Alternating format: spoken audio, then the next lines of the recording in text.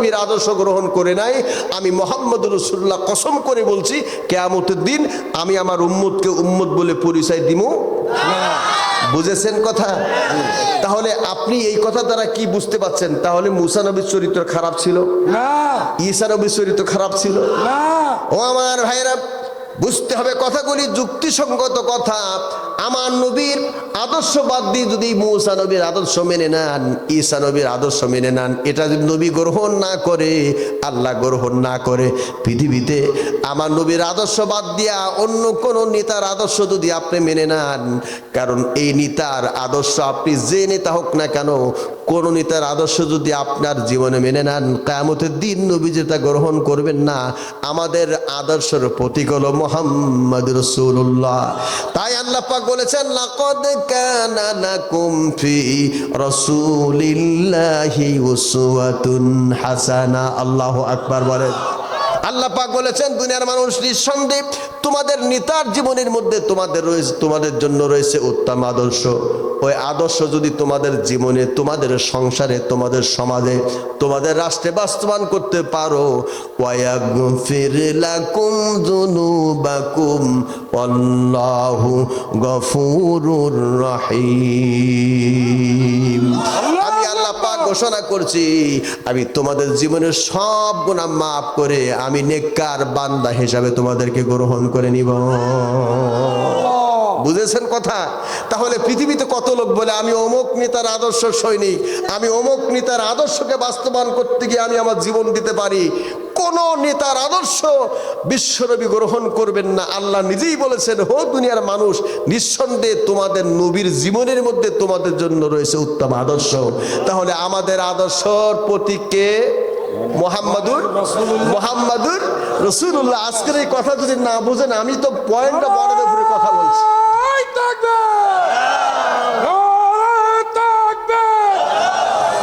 তোমার নেতাই আমার নেতা,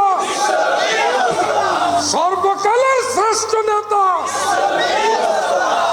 আমার ভাইরা, ওই নবী যে নেতা কার পক্ষ থেকে সাব্যস্ত হয়েছে? ওই নেতা গম চুরি করেছেন, কাবিখাত টিয়ারের চাল মেরে খেয়েছেন, গরিব দুঃখী অসহায় মানুষ খাবার তিনি কেড়ে খেয়েছেন। এমন প্রমাণ তো নাই, বরঞ্চ না খায়া যিনি মানুষকে খাওয়াইছেন তিনি আমার নেতা, আপনার নেতা, আপনার আবার আদর্শিক নেতা, তিনি হলেন মুহাম্মদ রাসূলুল্লাহ। এই পৃথিবীতে এই দ্বিতীয় কথা স্বীকৃতি যারা দিয়েছে, যারা বলেছে রসুলকে ছাড়া অন্য কোন নেতার আদর্শ আমি মানি না, এই পৃথিবীতে তারাই জেল খেটেছে, তাদের রক্ত কেটেছে, তাদেরকে জীবন দিতে হয়েছে, তারাই ফাঁসির কাস্টে ঝুলেছে। কথা বলেন ঠিক কি ঠিক না? আহারে কপাল, আহারে কপাল। আজকের আমার বাংলাদেশের কিছু বক্তা আছে, শুধুমাত্র পিঠ বাসন ওয়াজ করতে গিয়ে কিচ্ছা কাহিনী দিয়ে গোটা ঘন্টার পরে ঘন্টা শেষ, এরপরে যাওয়ার পরে 1 লক্ষ 1.5 লক্ষ টাকা পকেটে নিয়ে চলে যাচ্ছে, ভেগে যাচ্ছে। আমরাও মানুষেরা কেউ হেলিকপ্টারে চলে আসছে, তাদেরকেও পয়সা দিচ্ছি, কিন্তু আমরা জাতি কিছুই পাচ্ছি না। কথা বলেন না কেন আপনারা? আমার ভাইয়েরা, 3 নম্বর কথা হলো, এই পৃথিবীতে যারা বলেছে আমার কনস্টিটিউশন, আমার সংবিধান, তার নাম হচ্ছে কোরআন। আমার সংবিধান কি? আরো আসতে বলুন। আমার ভাইয়েরা, এবার এই সংবিধান কি, কেন? যদি আপনি বলেন হুজুর এই কোরআনের মধ্যে নাকি রাজনীতি নাই, কোরআনের মধ্যে আর রাজনীতির মধ্যে কোনো সম্পর্ক নাই, এ কথা এই পৃথিবীর অনেক লোক বলেছে। হুজুর আপনি বলে যান, কোরআনের মধ্যে কোনো রাজনীতির ব্যাপার স্যাপার আছে নাকি? কোরআনে কারিমে 918 জায়গায় আল্লাহ পাক রাজনৈতিক সম্পর্ক দিয়ে আলোচনা করেছেন। আল্লাহ পাক বলেছেন, وَنَزَّلْنَا عَلَيْكَ الْكِتَابَ تِبْيَانًا لِكُلِّ شَيْءٍ وَهُدًى وَرَحْمَةً وَبُشْرَى لِلْمُسْلِمِينَ। এই কোরআনের মধ্যে শুধু রাজনীতি কেন, অর্থনীতি কেন, সমাজনীতি কেন, পৌরনীতি কেন, শিক্ষানীতি কেন, বন্টন নীতি কেন, সমস্ত নীতিমালার নীতি গ্রন্থের নাম হচ্ছে কোরআন। ও আমার শ্যামনগরের মুসলমান, আমার শ্যামনগরের তৌহিদি জনতা, রক্ত স্নাতক শহীদি কাফেলার ভাইদেরকে আমি বলতে চাই, যতদিন আমরা বাঁচতে চাই, আল্লাহর কোরআনকে বুকে নিয়ে বাঁচতে চাই। এই কোরআন থেকে আমাদেরকে যারা বিচ্ছিন্ন করতে চেয়েছিল, তারা গোটা জাতি থেকে, দেশ থেকে চিরতরে বিচ্ছিন্ন হয়েছে।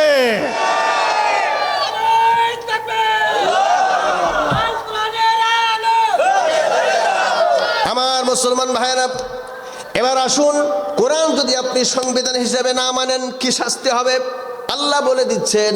আল্লাহ পাক বলেন, ওয়ামান লাম ইয়াহকুম বিমা আনজালাল্লাহু ফাউলাইকা হুমুল কাফিরুন।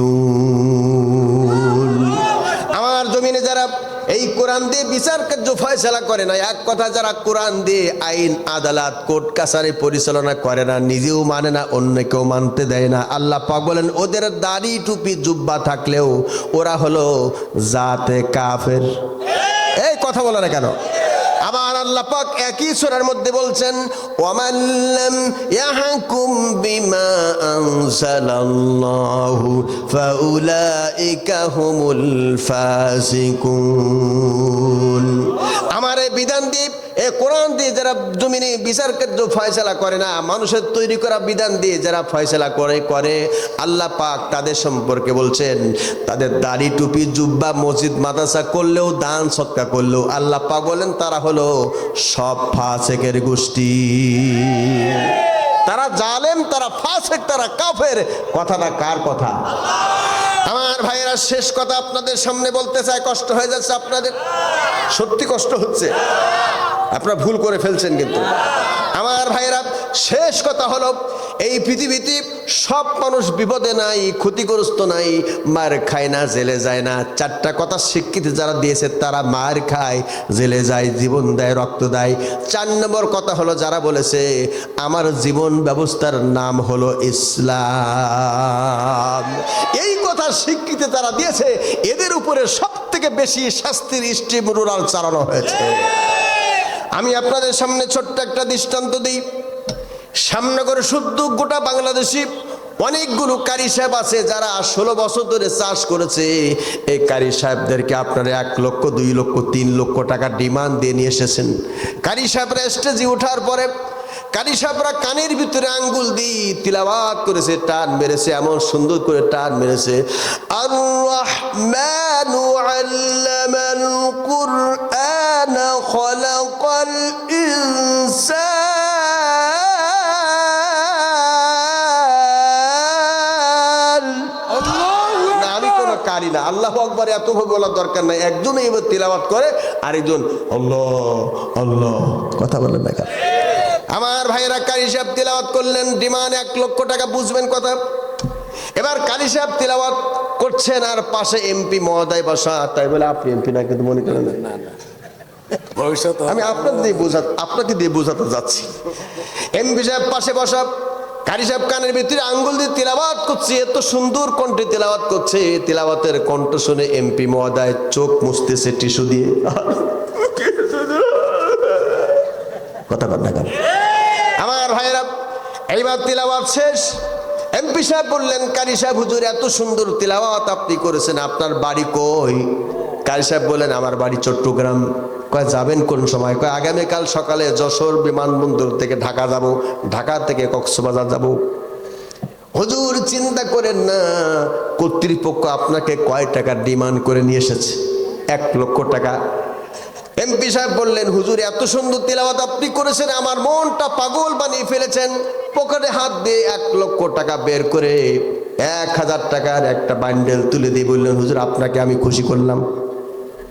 পাশে বসা ছিলেন উপজেলা চেয়ারম্যান, তিনি বললেন, হুজুর আপনি যখন তিলাওয়াত করছিলেন কানের মধ্যে আঙ্গুল দিয়ে, তখন আমি আমার এই ফোনটা চালু করে ভিডিও কলে আমার বিবিকে দেখাচ্ছিলাম, আর বলতেছিলাম, বিবিরি দেখ তোর ছেলেকে তো মাদ্রাসায় পড়াস নাই, তোর ছেলেকে ফকিরি বিদ্যা মনে করে তোর ছেলেকে মাদ্রাসায় পড়াস নাই। কারি সাহেব এত সুন্দর তিলাওয়াত করছে, আমিও পাগল হয়েছি, তুইও পাগল হ। হুজুরকে বল, হুজুর আপনাকে এমপি সাহেব 1 লক্ষ দিয়েছে, আমিও 1 লক্ষ দিলাম, এখন কারি সাহেবের হাদিয়া বাড়লো কত? কথা বলেন। আমার ভাইরা 3 লক্ষ হয়ে গেল। ইউনিয়ন পরিষদের চেয়ারম্যান ডান পাশে বসা ছিলেন। কারি সাহেবের তিলাওয়াত শুনে তিনি বললেন, হুজুর এত সুন্দর তিলাওয়াত করেছেন হুজুর গো, আপনি যেহেতু আগামীকাল সকালে যাবেন, 9টায় আপনার ফ্লাইট, আমার নিজস্ব গাড়ি দিয়ে আমি আপনাকে যশোর বিমানবন্দরে পৌঁছায় দেব। গাড়ি ভাড়া আমার, বিমানের টিকিট আমি দিলাম ঢাকা পর্যন্ত, ঢাকা থেকে আবার কক্সবাজার যাবেন, ওখানে আপনার বিমান ভাড়া আমি দিলাম আপনাকে। এরপর ইউনিয়ন পরিষদের মধ্যে 9টা ওয়ার্ড নিয়ে একটা ইউনিয়ন হয় নাকি? এই কথা বলেন না কেন আপনার? যে ওয়ার্ডের অধীনে এই তাফসীর মাহফিল হচ্ছে, কোরআনে কারিম তিলাওয়াতের মাহফিল হচ্ছে, ওই ওয়ার্ডের মেম্বার সাহেব আসলে এসে বলে, হুজুর সবাই তো সব কিছু দিলেন, আমার তো টাকা পয়সা তেমন নাই, কারণ আমার তো জীবন অর্ধেক শেষ। হুজুর আমি আমার বাড়িতে সুন্দর করে একটা ফুলের মালা বানিয়েছিলাম, ফুলের মালাটা আপনার গলায় পরিয়ে দিলাম। ফুলের মালা পরে কারি সাহেব কিন্তু স্টেজ থেকে নেমে যাচ্ছে। টাকা পাইলো কত? কত? নগদে 3 লক্ষ পাইলো, বিমানের টিকিট পাইলো, শেষ পর্যন্ত ফুলের মালা গলায় দিয়ে চলে যাচ্ছে। কিন্তু কারি সাহেব কিন্তু তিলাওয়াতের টান দিয়েছিলেন এইভাবে। কারি সাহেব তিলাওয়াতের টান দিয়েছিলেন যে আয়াত, ওই আয়াতে কারিমা তিলাওয়াতে টান দিয়ে তিনি মানুষকে পাগল করেছেন। এমপি সাহেবের চোখে পানি এনেছেন, উপজেলা চেয়ারম্যানের চোখে পানি এনেছেন, ইউনিয়নের চেয়ারম্যানের চোখে পানি এনেছেন, আমার ভাইরা মেম্বারের চোখে পানি এনেছেন। এইভাবে করি আল্লাহর কোরআনের কারিমের তিলাওয়াত শুনে মানুষের চোখে পানি এনেছেন। কিন্তু এমপি সাহেবও বোঝে নাই কি বলেছেন কারি সাহেব, কথা কয় না, চেয়ারম্যান সাহেব বোঝে নাই কারি সাহেব কি বলেছি। কিন্তু আমার মতো আবুল বাশার জিহাদি যখন ওই কারি সাহেব নেমে গেল, ফুলের মালা নিয়ে চলে গেল, আনন্দ উল্লাসে তার জীবনটা চলে গেল, ফুলের মালা নিয়ে চলে গেল। আমি আবুল বাশার জিহাদি এই কোরআনে কারিম কারি সাহেব যেটা তেলাওয়াত করেছিলেন, আমি উঠে তার তর্জমা করে আমি ব্যাখ্যা করতে গিয়ে বললাম, এই জমিনে কোনো নেতা মানি না, আমার নেতা হলো মোহাম্মদ রসুল্লাহ, আমার রব হলো আল্লাহ রব্বুল আলামিন। এই কথা বলার সঙ্গে সঙ্গে এমপি সাহেব থানায় ফোন করে বলল, রাজাকার খুঁজতেছিলাম, এই হলো 90 রাজাকার, তাড়াতাড়ি হাতে হানকাপ লাগাও। কথা বলো না কেন? ও তুমি যেই কোরআনের ওয়াজ করিলে হাদিয়া তোহফা মেলে, দেখো সেই কোরআনের ব্যাখ্যা লিখে কেউ ফাঁসিতে ঝোলে। এই কথা বলেন ঠিক কিনা? বাস্তব মুখে কথা যদি আমি আপনাকে না বোঝাতে পারলাম আমার ভাইরা, সুতরাং কোরআনে কারিম আপনাকে শুধু তিলাওয়াত করার জন্য আসে নাই, চোখে পানি ফেলার জন্য আসে নাই। আপনি কোরআন পড়বেন, বুঝে পড়বেন, জীবন এবং সংসার এবং সমাজে আমল করবেন, আপনার জীবনটা ধন্য হয়ে যাবে। এই পৃথিবীতে এই জন্য যারা কোরআন বুঝে পড়ি, আজকের যদি জাতীয় সংসদের সামনে দাঁড়ায় একজন মধুর কণ্ঠে জিকির করে, লা ইলাহা ইল্লাল্লাহ, লা ইলাহা ইল্লাল্লাহ, লা ইলাহা ইল্লাল্লাহ মুহাম্মাদুর রাসূলুল্লাহ। অধিবেশন শেষ, সংসদ সদস্য, মন্ত্রী পরিষদ সব বের হয়ে চলে আসছে। এবার এই লোকটিকে দেখে অনেকগুলো লোকটি তো আল্লাহর ওলি হবে।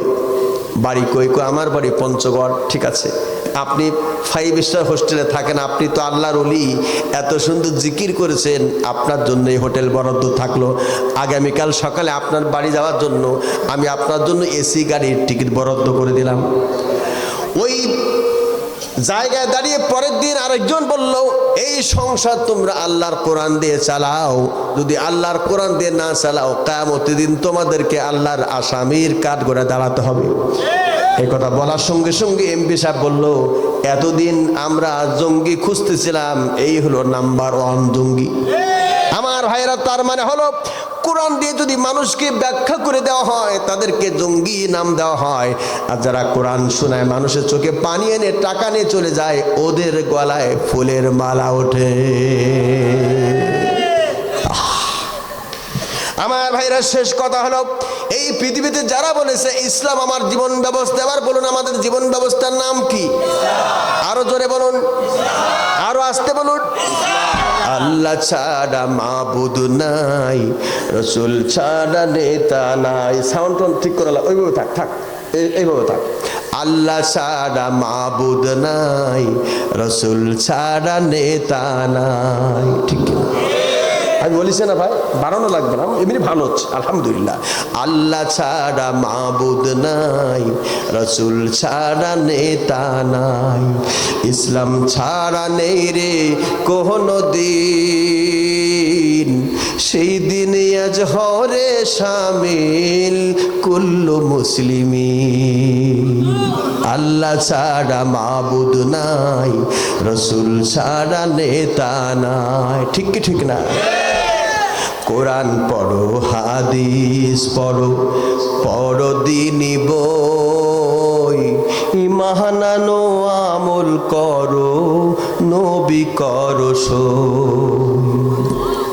কোরআন পড়ো, হাদিস পড়ো, পড়ো দিনী বই, ঈমান আনো, আমল করো, নবী করো সই। নইলে বাঁচার উপায় নাই, রোজ হাসরে ধরবেন সাই। ঠিক কিনা? এই কথা বলো না কেন? নইলে বাঁচার উপায় নাই, রোজ হাসরে ধরবেন সাই, শরিয়ত না মানলে থাকে না দিন, সেই দিনে হরে শামিল কুল্লু মুসলিমিন। আল্লাহ ছাড়া মাবুদ নাই, রসুল ছাড়া নেতা নাই। আমার সঙ্গে সবাই বলুন তো দেখি, এই কথা ছাড়া তো কোনো উপায় না আছে? আল্লাহ আমার রব, রসুল আমার নেতা, কোরআন আমার সংবিধান, ইসলাম আমার জীবন ব্যবস্থা, এই চারটা জিনিস ছাড়া বাঁচার কোনো রাস্তা আছে? আরো আসতে বলেন আছে? তাহলে সবাই আমার সঙ্গে বলুন, আল্লাহ ছাড়া মাবুদ নাই, রসুল ছাড়া নেতা নাই, ইসলাম ছাড়া নেই রে কোনো দিন, সেই দিন আজ হরে শামিল কুল্লু মুসলিমিন। আমি নাটোরে লালপুরে এই সঙ্গীতটা গাওয়ার কারণে রাত 12:30 আমাকে অ্যারেস্ট করলো। হাতে হ্যান্ডকাপ লাগানো হলো।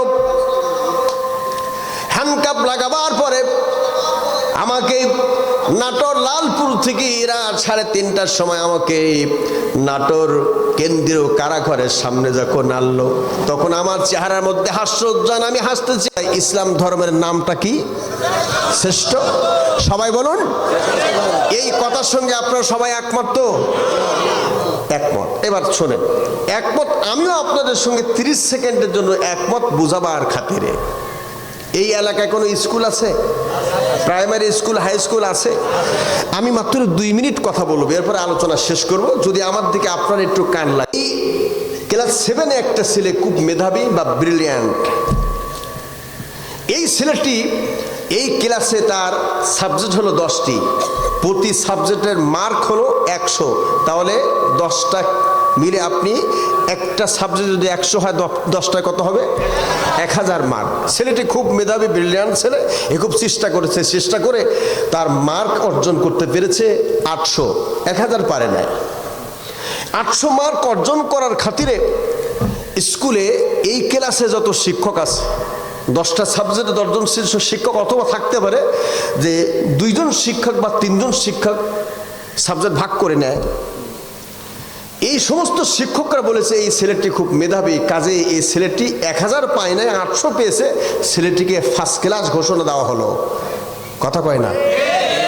আমার আরেক দিক দিয়ে বলি, ছেলেটি ফার্স্ট ক্লাস। ছেলেটি কি? আরেক ছেলে, সেও কিন্তু মেধাবী ব্রিলিয়ান্ট, সে কিন্তু পরীক্ষা দিয়েছে, কিন্তু তার হাতের লেখাটা খুব একটা ভালো না। হাতের লেখার কারণে 50 মার্ক কম পেয়েছে, এ পেয়েছে 750। যে ছেলেটি 800 পাইল তাকে আপনি ফার্স্ট ক্লাস বললেন, যে ছেলেটি 750 পাইলে তাকে আপনি কি বলবেন? বুঝেন নাই? রোল নম্বর 1 হলে কি আছে? যে 800 পেয়েছে ওকে রোল নম্বর 1 দিলেন, যে 750 পেয়েছে রোল নম্বর 2। মানে ফার্স্ট ক্লাস হলে সেকেন্ড ক্লাস আছে। এই দুইটা দিয়ে আমি বোঝাতে চাই, বেশি লম্বা করব না। তাহলে আপনি যদি এই দিক দিয়ে যদি আপনার বিবেচনায় আপনার ব্রেনে ঢুকে থাকে, স্কুলে যদি একটা ছেলে 800 মার্ক পাওয়ার কারণে সে যদি ফার্স্ট ক্লাস হয়, আরেকটি ছেলে 750 মার্ক পাওয়ার কারণে সে যদি সেকেন্ড ক্লাস হয়, স্কুল কর্তৃপক্ষ এবং শিক্ষক সবাই মিলে এটাই সাব্যস্ত করেছে এই ছেলেটি সেকেন্ড হয়েছে, তাকেও আমরা স্বীকৃতি দিচ্ছি যে এই ছেলেটিও ব্রিলিয়ান্ট। কথা বলেন না কেন? এখানে যারা বললেন, আমি 30 সেকেন্ডের জন্য আপনাদের কথা মেনে নিয়েছিলাম, ইসলাম শ্রেষ্ঠ ধর্ম যদি হয়, তাহলে শ্রেষ্ঠ ধর্ম যদি ইসলাম হয়, বাকি ধর্মগুলোকে আমরাই তো স্বীকৃতি দিচ্ছি। জি, কথা বলেন না কেন?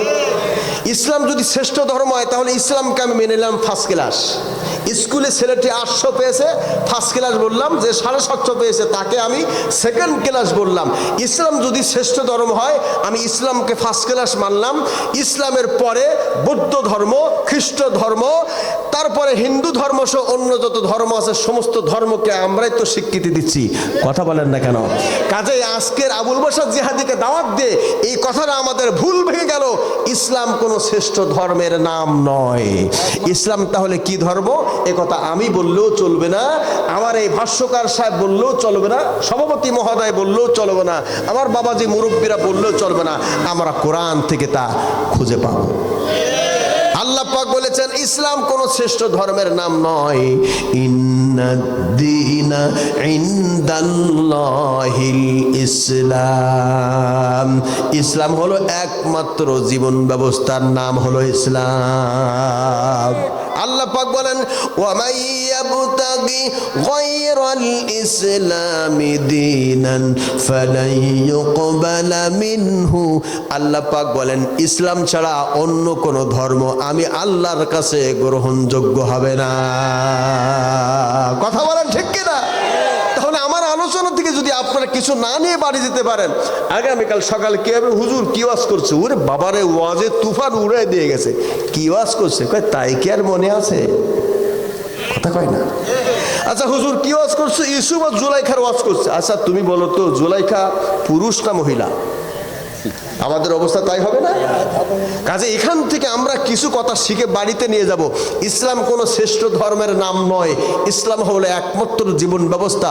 বলে দিয়েছেন কে? আরো জোরে বলেন, বলে দিয়েছেন কে? এবার একটা উদাহরণ দিয়ে আমি আমার আলোচনা শেষ করব। আগামীকাল সকালে শ্যামনগর ঢাকাগামী একটা বাস যাবে আপনাকে। যারা পদ্মা সেতু কখনো দেখেন নাই, আমার বুবুজান বলেছিল পদ্মা সেতু আমার টাকায় তৈরি। আমার বুবুজান বলেছিল বাংলাদেশে 560টি মডেল মসজিদ তৈরি করেছি আমার, আলহামদুলিল্লাহ, আমার দেশের টাকায় 560টি মডেল মসজিদ আমার দেশের টাকায় তৈরি করেছে আমার বুবুজান বলেছিল। কিন্তু গণ অভ্যুত্থানের পরে আমার বুবুজান যখন পালিয়ে গেল আমার দুলাভার কাছে, আরামের কম্বলে ঘুমাতে গেল, কাশ্মীরের চাদরে ঘুমাতে গেল, আর ফেসবুকে দেখলাম আমার বুবুজান পাশে দাঁড়িয়ে আছে আর আমার দুলাভাই পাশে দাঁড়িয়ে আছে। তা আমার বুবুজানের কোলে একটা বাচ্চা দুলাভাইকে দিতে যাচ্ছে। মানে অনেক দিনের আন্দোলনের ফসল আমার বুবুজান উপহার দিলেন। তা আমার বুবুজান বলেছিলেন বাংলাদেশে 560টি মডেল মসজিদ বানিয়েছি। আমরা বৈষম্য বিরোধী ছাত্র আন্দোলনের তোপে যখন উনি পালিয়ে গিয়েছেন, তখন আমরা ইসলামী ফাউন্ডেশন থেকে প্রকাশিত সংবাদের ভিত্তিতে জানতে পেরেছি এই বাংলাদেশে 560টি মডেল মসজিদ তৈরি হয়েছে। এই মডেল মসজিদের একটি টাকাও বাংলাদেশের টাকা নয়, এটি হলো সৌদি গভর্নমেন্ট 8,000 কোটি টাকা বরাদ্দ দিয়েছিলেন, সেই টাকা দিয়ে এই মসজিদ তৈরি হয়েছে। পদ্মা সেতু যদি আমার দেশের টাকা, পদ্মা সেতু যদি আমার দেশের টাকা দিয়ে তৈরি হতো, তাহলে প্রতি বছর কেন চীনকে কিস্তি দিতে হয়? কথা বোঝেন না? তার মানে এই দেশকে 16টি বছর ধোঁকা দিয়ে বোকা বানিয়েছে। কথা বলেন ঠিক কিনা? আগামীকাল সকালে পদ্মা সেতু দেখাবার জন্য আপনার আমার জন্য একটা বাস বরাদ্দ আছে। খুব খেয়াল করে কথাটা শুনবেন, একটা বাস বরাদ্দ আছে। এই যে বাস আপনার জন্য আমার জন্য বরাদ্দ আছে, এই বাসটির হেল্পার ভালো, কন্ট্রাক্টর ভালো, এই বাসটির ড্রাইভার ভালো, এই বাসটির সিট ক্যাপাসিটি ভালো, আপনি হেলান দিয়ে ঘুমায়া যেতে পারবেন, আপনার কোনো শীতও লাগবে না, গরমও লাগবে না, এয়ার কন্ডিশন বাসের ভিতরে। এই বাসের মালিক বলেছি যারা এই বাসে চড়বে আমি 3 দিন পর্যন্ত তাদেরকে ঘুরায় নিয়ে আসবো, আমি তাকে ট্যুরস দিয়ে আবার শ্যামনগরে ফেরাই দেবো, কোনো টাকা পয়সা লাগবে না। এই বাসে আমরা ট্যুরসে যাব না, ফ্রি আলকাতরা বাঙালি খাইয়ে দেখতে পারে যে খাইয়া দেখি কেমন লাগে। আলকাতরা ফ্রিতে অসুবিধা কি? খাইয়া তো দেখি। আমার ভাইরা, এই যে গাড়িটা দিবেন, গাড়িটার কন্ট্রাক্টর ভালো, ড্রাইভার ভালো, হেল্পার ভালো, সিট ক্যাপাসিটি ভালো, 3 দিন পর্যন্ত আপনাকে ঘোরাবেন, কোনো টাকা পয়সা লাগবে না। খাদ্য খাবার ওই মালিকের ভিতরে, গাড়ির মধ্যে সব ঠিক আছে, কিন্তু গাড়ির ব্রেক নাই। গাড়িতে যাবেন আপনি? কথা বলেন না কেন আপনি? আমার ভাইয়েরা, এই গাড়ির যেমন হেল্পার ভালো, কন্ট্রাক্টর ভালো, এই গাড়ির ড্রাইভার ভালো, রং ক্যাপাসিটি ভালো, এই গাড়ির সিট ক্যাপাসিটি ভালো, খাদ্য খাবার ড্রাইভার সব কিছু দিবেন। গাড়ির যেমন ব্রেক নাই, এই পৃথিবীতে যতগুলি দল এবং যতগুলি মত আছে, যে দলের কর্মপদ্ধতির মধ্যে আল্লাহর কোরআন নামক কিতাবটি স্থান পায় নাই, সেটা হলো ব্রেকবিহীন গাড়ির মতোই। আমরা কোনো ব্রেকবিহীন গাড়িতে উঠতে চাই না। কথা বলেন ঠিক কি ঠিক না? ওরে রূপ কাষ্টের ওই নৌকা খানি, নাই ডুবার ভয়, ওরে নাই ডুবার ভয়, ওরে নাই ডুবার ভয়। পারে কে যাবি নবীর নৌকাতে আয়, যে নৌকাতে নাই ডুবার ভয়, ওরে নাই ডুবার ভয়, ওরে নাই ডুবার ভয়। পারে কে যাবি নবীর নৌকাতে আয়। ওই নৌকার মাঝে আমার নবী মোহাম্মদ রাসূলুল্লাহ। আমার ভাইরা, আমি আমার জীবনের সব আজ থেকে পরিত্যাগ করব। আল্লাহ আমার রব, রসুল আমার নেতা, কনস্টিটিউশন হলো কোরআনে কারিম, আর আমার জীবন ব্যবস্থার নাম হলো ইসলাম। কথা বলেন ঠিক কিনা? আল্লাহ পাক বলেন, আলিফ লাম রা, কিতাবুন আনসালনাহু ইলাইকা লিতুখরিজান নাসা মিনাজ-যুলুমাতি ইলান নূর। আল্লাহু আকবার বলেন।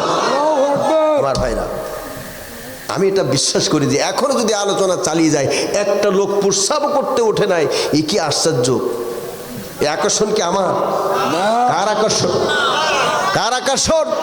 আল্লাহর কোরআনের আকর্ষণ। আমার বিশ্বাস আছে এখনো যদি আরো 1 ঘন্টা আলোচনা চালাই, একটা লোক উঠবেন, এটা আমি জানি। কিন্তু আর তো নয়, আমি 12টার উপরে আলোচনা করি না। আগে করতাম, 1টা 1:30 2টা বেজে যেত, ঘড়ির দিকে তাকাইতাম না। কিন্তু এখন আর পারি না। আজকের এখানে, কালকের ওখানে, এইভাবে করে আমাদের জীবন। কাজেই আপনারা কেউ রিকোয়েস্ট করবেন না। সব শেষে একটা আবেদন করব, এতক্ষণ ধরে যে কোরআনের কথা আপনাদের সামনে বললাম, এই কোরআনের প্রতিষ্ঠানটা টিকে থাকুক। সবাই চান তো? সত্যি চান তো? আজকের এই কোরআনের প্রতিষ্ঠানে আসতে পেরে আপনাদের মনটা ভরে গিয়েছে না?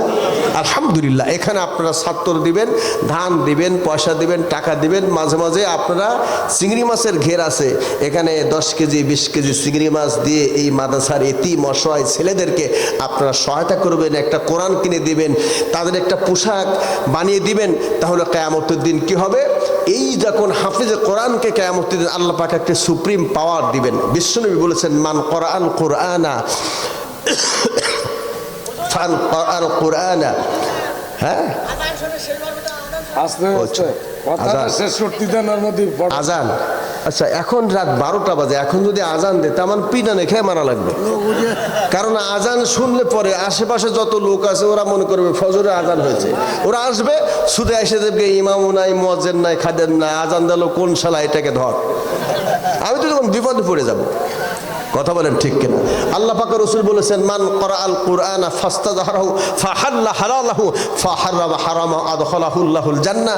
নবী করিম সাল্লাল্লাহু আলাইহি সাল্লাম বলেছেন, যে ব্যক্তি কোরআন হেফজ করে এবং কোরআনকে হালাল বলে মানে, হারামকে হারাম বলে মানে, আদখালাহুল্লাহুল জান্নাহ, আল্লাহ পাক তাকে কোনো হিসাব নেবেন না, বিনা হিসাবে জান্নাত দিয়ে দিবেন। আরে হাফেজ কিয়ামতের দিন বিনা হিসাবে একা জান্নাতে যাবে না। জান্নাতের সার্টিফিকেট যখন নিয়ে জান্নাতে দিয়ে দৌড়তে থাকবেন, তখন আল্লাহ পিছন দিক দিয়ে তার দামান টেনে ধরে বলবেন, এই দাঁড়াও, তুমি কি ভুলে গেছো আমার নবীর ওয়াদা? আমার নবী বলেছিল না, ওয়াসাফাহু ফি আশরাতিন মিন আহলি বাইতিহি কুল্লুহুম কদ ওয়াজাবাত লাহুন নার। আমার নবী বলেছিল, তুমি কি ভুলে গেছো? আমার নবী বলেছিল, তোমার পরিবারের মধ্যে এমন 10 জন ব্যক্তির সুপারিশ তোমার জন্য গ্রহণযোগ্য, যে 10 জন ব্যক্তির শেষ বিচার করার পরেও জাহান্নাম অবধারিত হয়েছিল। ওয়াজিব মানে হলো অবধারিত হয়েছিল। সেই অবধারিত ব্যক্তিদের মধ্যে থেকে বাছাই করে 10 জন ব্যক্তিকে সুপারিশ সুপারিশ করে আমার স্বাদের জান্নাতে নিয়ে যাও। আমি নিজে হাফেজ হতে পারি নাই, আমার ছেলেকে হাফেজ বানিয়েছি তাও পারলাম না, আমার পোতা ছেলেকে হাফেজ বানালাম তাও পারলাম না। ওটাও যদি সম্ভব না হয় অন্তত পক্ষে আমি আমার সমর্থন দিয়ে, আমি আমার পয়সা দিয়ে, টাকা দিয়ে এই হাফেজদের জন্য যদি সহায়তা করি, হাফেজে কোরআন 10 নম্বরে যার বাড়ির এক মুঠ ভাত খেয়ে, যার বাড়ির একটা কোরআন শরীফ পড়ে ওই কোরআন হেফজ করেছে, কিয়ামতের দিন তাকে সুপারিশ করে আল্লাহ জান্নাতে নিয়ে যাবে। আল্লাহু আকবার। আমার ভাইরা, এই কোরআনের এই যে মহা বাণী, এই বাণীর গুরুত্ব, মহত্ব, এর সম্মান, এর ইজ্জত আল্লাহ পাক এত বেশি করে দিয়েছেন। একজন হাফেজে কোরআন যখন একটা গ্রামে যায়, এটা কবরের পাশ দিয়ে যায়, তখন কবরের থেকে আল্লাহ রাব্বুল আলামিন তার রহমতের, আল্লাহ পাক একটা রহমতের তারকা সেখান থেকে ছেড়ে দেয়। হাফেজে কোরআনের ব্রেন থেকে আল্লাহ পাক বের করে দেয়। এ কবরবাসীদের কবর দিকে একবার তাকা, এ কোরআনের খাতিরে আল্লাহ পাক কবর আযাব নাজাত দিয়ে দেয়। কি সম্মান আল্লাহ পাক দিয়েছে আমার ভাইরা। এজন্য আমরা আমাদের সন্তানকে আমরা এখানে দিতে হবে তা না, এখানে দিতে হবে আমি দাবি জানাচ্ছি, এটা আমাদের সবার দাবি আছে, কর্তৃপক্ষের দাবি আছে, সভাপতি সাহেবের দাবি আছে যে এখানে আপনারা ছাত্র দেন, পড়াশোনার মান ভালো। আলহামদুলিল্লাহ, আমি নিজেই তো এখানে টেস্ট করে দেখলাম, আলহামদুলিল্লাহ অনেক ভালো পড়াশোনার মান এখানে। হাফেজরা এবং এখানে যে কিন্ডারগার্টেন আছে, এখানে বিষয়ভিত্তিক যেগুলো শিক্ষা দেওয়া হচ্ছে সেগুলো এই বর্তমান যুগ এবং বর্তমান সমাজের। এখন দাবি যেহেতু আপনারা করেছেন, বুড়া হইলেও তো বাঁচা নেই, ঠিক কিনা? তো দাবি যেহেতু করেছেন, আমি একটা দুটো শব্দ বলবো, আপনারা একটু 2 হাত উঁচু করে মারহাবা দিবেন আল্লাহু আকবার বলে, ঠিক আছে? আচ্ছা, দেখা যাক, আপনারা রেডি থাকেন। আশহাদু আল্লা ইলাহা ইল্লাল্লাহ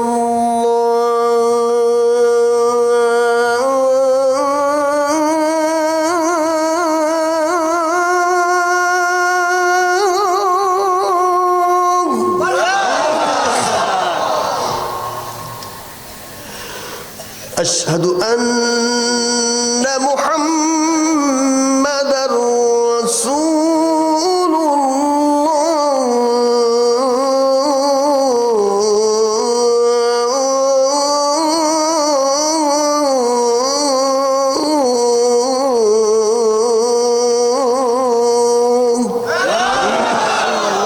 সবাই বলে আলহামদুলিল্লাহ। দুই জায়গা থেকে 2টা কলি বলেছি যাতে আপনারা খুশি থাকেন। খুশি হয়েছে? আগামী পরশুদিন যে ভ্যালেন্টাইন ডে, এইটা সম্পর্কে আমি আজকে একটু নতুন করে জানলাম। ফেব্রুয়ারি মাসের প্রথম আছে প্রপোজ ডে, তারপরে আছে প্রমিস ডে, তারপরে হয়েছে আগামীকাল 13ই ফেব্রুয়ারি আছে কিস ডে, আর 14ই ফেব্রুয়ারি কি ডে, কিসের পরে কি হয় এটা তো আর বুঝতে বাকি নেই। এই বিষয়ে একটু হুজুর এখন অনুরোধ করব। উনি তো শিক্ষিত মানুষ, শিক্ষিত ভাষায় বলেছেন, এবং গ্রামের মানুষরা বলছে সে আবার কি ভ্যালেন্টাইন ডে মানে কি, আবার কেউ ভান্ডারে কিছু করবে, এমন কিছু ভালোবাসা দিবস, বোঝেন তো? আর এর আগে কিস দিবস অনেক কিছু উনি বলেছেন। কত দিবস আমাদের সামনে আসবে, কিন্তু মুসলমানের জন্য ভালোবাসার দিবস বলতে যা বুঝি, ভালোবাসার দিবসটা আমরা অন্য খাতিরে ব্যবহার করব। সেটা কি? স্বামী স্ত্রীর মধ্যে ভালোবাসা, মাতা পিতা সন্তানের মধ্যে ভালোবাসা, ছাত্র শিক্ষকের মধ্যে ভালোবাসা। কথা বলেন ঠিক কিনা? আপনি আপনার ভিতরে, আপনি যে একজন মুসলমান, একজন মুমিন এক মুসলমান আর এক মুসলমানের ভাই, আল মুসলিম আখুল মুসলিম, এক মুসলমান আর এক মুসলমানের ভাই, এই ভালোবাসার দিবস তো আমরা গ্রহণ করতে পারি।